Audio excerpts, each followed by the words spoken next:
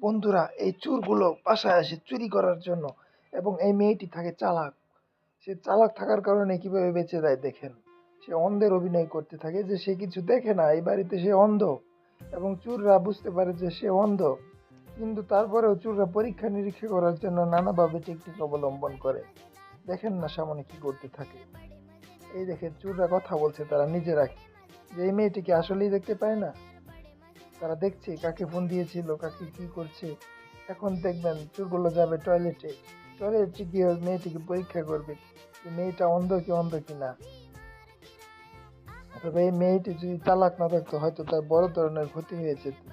এই যে দেখেন, মেয়েটি অন্ধ এটা বোঝানোর জন্য সে সবকিছুই করছে। এখন মেয়েটি বুদ্ধির সাথে দেখেন কিভাবে তাদেরকে মোকাবেলা করে, একজনকে স্প্রে দিয়ে অজ্ঞান করে এবং দরজা লক করে দেয়। এখন পুলিশকে ফোন দেওয়া হবে।